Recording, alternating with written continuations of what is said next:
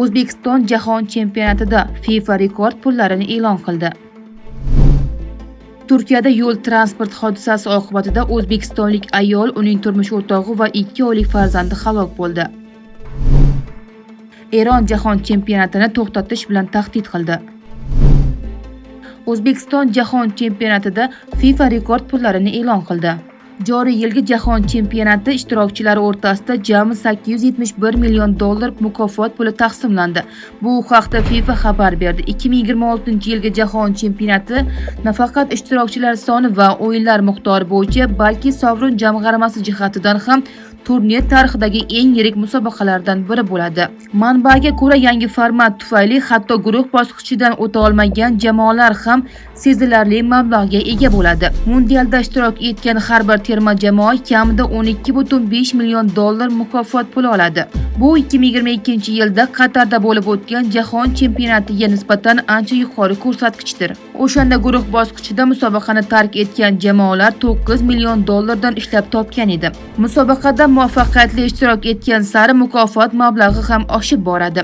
1,16 finalga chiqqan jamoalar $14,5 million, 1,8 finalga chiqqan ishtirokchilar $18,5, chorak finalga chiqqanlar esa $22,5 million oladi. 4-o'rinni egallagan terma jamoaga $30,5 million, bronza medallari sohibi bo'lgan jamoaga esa $32,5 million beriladi. Finalga chiqqan ilk jamoa eng katta mablag'lar uchun kurashadi. Finalda mag'lub bo'lgan terma jamoa $36,5 million bilan taqdirlansa, Jahon chempionati g'olibi rekord darajadagi $53,5 million mukofot puliga ega bo'ladi. Shu tariqa 2026-yilgi mundial sport tarixidagi eng daromadli va jahon chempionatlaridan biri sifatida ham yodda qolishi kutilmoqda.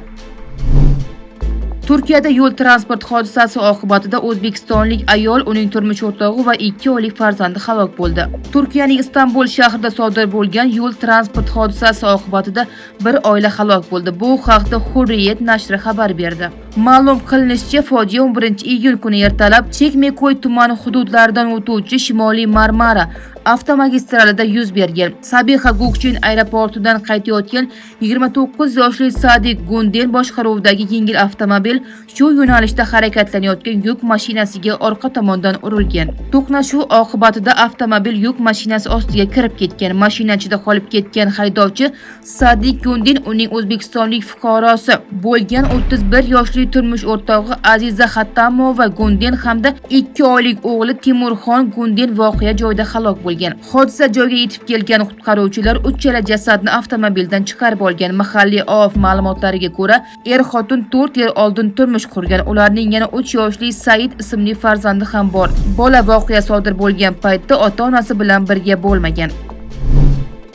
Eron Jahon chempionatini to'xtatish bilan tahdid qildi. Eron milliy terma jamoasi 2026-yilgi Jahon chempionatida o'z jamoasiga qarshi qaratilgan ruxsatsiz bayroqlar yoki shiorlar paydo bo'lgan taqdirda o'yinni davom ettirishdan bosh tortishni ma'lum qildi. Bu haqda Juri Salim Post nashri xabar berdi. Ma'lum qilinishicha, Eron sport vaziri Ahmad Dunyamoli bu borada FIFAga rasmiy ogohlantirish yuborganligini bildirgan. Biz FIFAga Eron ishtirokidagi Jahon chempionati o'yinlarida norasmiy bayroqlar ko'tarilsa yoki milliy terma jamoaga qarshi shiorlar yangrasa, jamoa vakillari o'yinni to'xtatishni talab qilishi mumkinligini ma'lum qildik, deydi Dunyamoli. Uning ta'kidlashicha, FIFA Eron tomoniga Misrga qarshi uchrashuv vaqtida bunday holatlar yuz bermasligi bo'yicha kafolat bergan. Avvalroq Eron va Misr futbol federatsiyalari FIFAga murojaat qilib, Seattle shahrida bo'lib o'tadigan o'zaro uchrashuv davomida Predi harakati bilan bog'liq tadbirlarning stadion atrofida o'tkazilishining oldini olishini so'ragan edi. Uchrashuv Predi Week haftalik davriga to'g'ri keldi. Shuningdek, joriy yilning aprel oyida Kanadaning Vancouver shahrida o'tgan FIFA kongressi oldida Eronning Jahon chempionatida ishtirok etishiga qarshi norozilik namoyishlari bo'lib o'tgan. Namoyishchilar jamoani musobaqadan chetlatishni talab qilgan. Ma'lumot uchun, Eron terma jamoasi 2026-yilgi Jahon chempionatida G guruhidan o'rin olgan. Jamoa musobaqadagi ishtirokini 15-iyun kuni Los Anjelesda Yangi Zelandiyaga qarshi bahs bilan boshlaydi. Keyinchalik 21-iyun kuni Belgiyaga qarshi, 26-iyun kuni esa Seattle shahrida Misrga qarshi maydonga tushadi. E'tiboringiz uchun rahmat. Videoga like bosing va bizni kuzatishda davom eting. Xayr, salomat bo'ling.